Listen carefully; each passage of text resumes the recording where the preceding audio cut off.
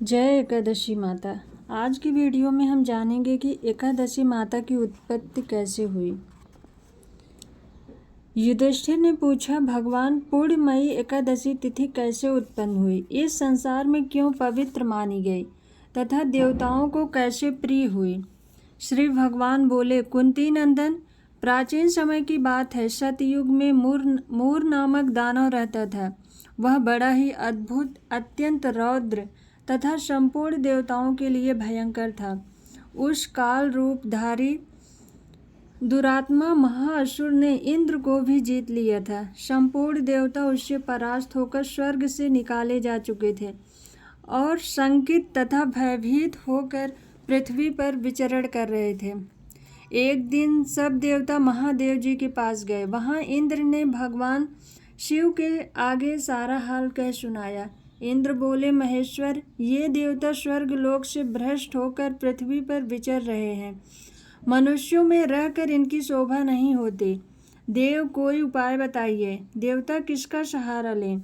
महादेव जी बोले, देवराज, जहाँ सबको शरण देने वाले, सबकी रक्षा में तत्पर रहने वाले जगत के स्वामी भगवान गरुड़ ध्वज विराजमान है, वहाँ जाओ, वे तुम लोगों की रक्षा करेंगे।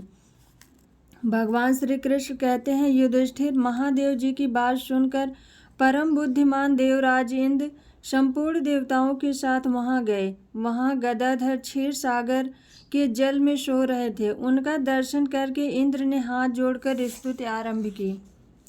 इंद्र बोले, देव देवेश्वर, आपको नमस्कार है। देवता और दानव दोनों ही आपकी वंदना करते हैं।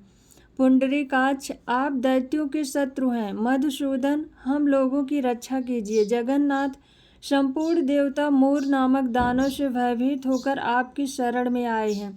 भक्त वत्सल, हमें बचाइए। देव देवेश्वर, हमें बचाइए। जनार्दन, हमारी रक्षा कीजिए, रक्षा कीजिए। दानवों का विनाश करने वाले कमल नयन, हमारी रक्षा कीजिए। प्रभु, हम सब लोग आपके समीप आए हैं। आपकी ही शरण में आ पड़े हैं। भगवान, शरण में आए हुए देवताओं की सहायता कीजिए। देव, आप ही पति, आप ही मति, आप ही कर्ता और आप ही कारण हैं। आप ही सब लोगों की माता और आप ही इस जगत के पिता हैं। भगवान देव देवेश्वर, शरणागत वत्सल देवता भयभीत होकर आपकी शरण में आए हैं। प्रभु, अत्यंत उग्र स्वभाव वाले महाबली मूर नामक दैत्य ने संपूर्ण देवताओं को जीतकर इन्हें स्वर्ग से निकाल दिया है। इंद्र की बात सुनकर भगवान विष्णु बोले, देवराज, वह दानव कैसा है, उसका रूप और बल कैसा है तथा उस दुष्ट के रहने का स्थान कहाँ है। इंद्र बोले, देवेश्वर, पूर्व काल में ब्रह्मा जी के वंश में तालजंग नाम का एक महान असुर उत्पन्न हुआ था, जो अत्यंत भयंकर था। उसका पुत्र मूर दानव के नाम से विख्यात हुआ। वह भी अत्यंत उत्कट, महापराक्रमी और देवताओं के लिए भयंकर है। चंद्रावती नाम के प्रसिद्ध एक नगरी है, उसी में स्थान बनाकर वह निवास करता है। उस दैत्य ने समस्त देवताओं को परास्त करके स्वर्गलोक से बाहर कर दिया है। उसने एक दूसरे ही इंद्र को स्वर्ग के सिंहासन पर बैठाया है। अग्नि, चंद्रमा, सूर्य, वायु तथा वरुण भी उसने दूसरे ही बनाए हैं। जनार्दन, मैं सच्ची बात बता रहा हूँ, उसने सब कोई दूसरे ही कर लिए हैं। देवताओं को तो उसने प्रत्येक स्थान से वंचित कर दिया है। इंद्र का कथन सुन भगवान जनार्दन को बड़ा क्रोध हुआ। वे देवताओं को साथ लेकर चंद्रावतीपुरी में गए। देवताओं ने देखा दैत्यराज बारंबार गर्जना कर रहा है। उससे परास्त होकर संपूर्ण देवता दसों दिशाओं में भाग गए। अब वह दानव भगवान विष्णु को देखकर बोला, खड़ा रह, खड़ा रह। उसकी ललकार सुनकर भगवान के नेत्र क्रोध से लाल हो गए। वे बोले, अरे दुराचारी दानव, मेरी इन भुजाओं को देख।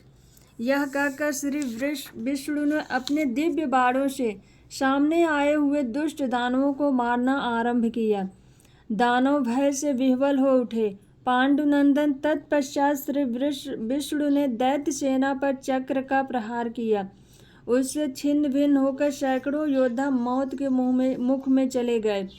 इसके बाद भगवान मधुसूदन बदिरका आश्रम को चले गए। वहाँ सिंहावती नाम की गुफा थी जो 12 योजन लंबी थी। पांडुनंदन उस गुफा में एक ही दरवाजा था। भगवान विष्णु उसी में सो रहे। दानवमूर भगवान को मार डालने के उद्योग में लगा रहा। वह उनके पीछे लगा रहा। वहां पहुंचकर उसने भी उसी गुफा में प्रवेश किया। वहां भगवान को सोते हुए देख उसे बड़ा हर्ष हुआ। उसने सोचा यह दानवों को भय देने वाला देवता है, अतः निसंदेह इसे मार डालूंगा। युधिष्ठिर दानव के इस प्रकार विचार करते ही भगवान विष्णु के शरीर से एक कन्या प्रकट हुई जो बड़ी ही रूपवती, सौभाग्यशालिनी तथा दिव्य अस्त्र शस्त्रों से युक्त थी। वह भगवान के तेज के अंश से उत्पन्न हुई थी। उसका बल और पराक्रम महान था। युधिष्ठिर दानवराज मूल ने उस कन्या को देखा। कन्या ने युद्ध का विचार करके दानव के साथ युद्ध के लिए याचना की। युद्ध छिड़ गया। कन्या सब प्रकार की युद्ध कला में निपुण थी।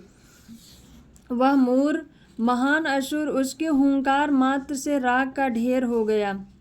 दानव के मारे जाने पर भगवान जाग उठे। उन्होंने दानव को धरती पर पड़ा देख पूछा, मेरा यह शत्रु अत्यंत उग्र और भयंकर था, किसने इसका वध किया?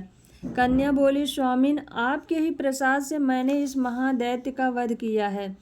श्री भगवान ने कहा, कल्याणी, तुम्हारे इस कर्म से तीनों लोकों के मुनि और देवता आनंदित हुए हैं, अतः तुम्हारे मन में जैसी रुचि हो उसके अनुसार मुझसे कोई वर मांगो। देव दुर्लभ होने पर भी वह वर मैं तुम्हें दूंगा, इसमें तनिक भी संदेह नहीं है। वह कन्या साक्षात एकादशी ही थी। उसने कहा, प्रभु, यदि आप प्रसन्न हैं तो मैं आपकी कृपा से सब तीर्थों में प्रधान, समस्त विघ्नों का नाश करने वाली तथा सब प्रकार की सिद्धि देने वाली देवी हूँ। जनार्दन, जो लोग आप में भक्ति रखते हुए मेरे दिन को उपवास करेंगे उन्हें सब प्रकार की सिद्धि प्राप्त हो। माधव, जो लोग उपवास, नक्त अथवा एक भुक्त करके मेरे व्रत का पालन करें उन्हें आप धन, धर्म और मोक्ष प्रदान कीजिए। श्री विष्णु बोले, कल्याणी, तुम जो कुछ कहती हो वह सब कुछ पूर्ण होगा। भगवान श्री कृष्ण कहते हैं, युधिष्ठिर, ऐसा वर पाकर महाव्रता एकादशी बहुत प्रसन्न हुए। दोनों पक्षों की एकादशी समान रूप से कल्याण करने वाली है। इसमें शुक्ल और कृष्ण पक्ष में भेद नहीं करना चाहिए। यदि उदय काल में थोड़ी सी एकादशी, मध्य में पूरी द्वादशी और अंत में किंचित त्रयोदशी हो तो वह त्रिस्पर्शा एकादशी कहलाती है। वह भगवान को बहुत ही प्रिय है।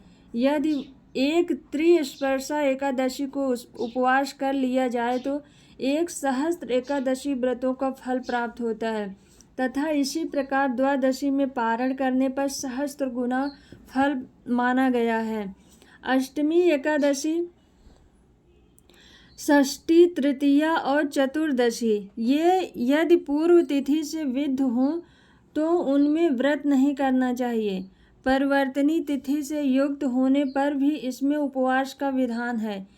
पहले दिन में और रात में भी एकादशी हो तथा दूसरे दिन केवल प्रातःकाल एक दंड एकादशी रहे तो पहली तिथि का परित्याग करके दूसरे दिन की द्वादशी युक्त एकादशी को ही उपवास करना चाहिए।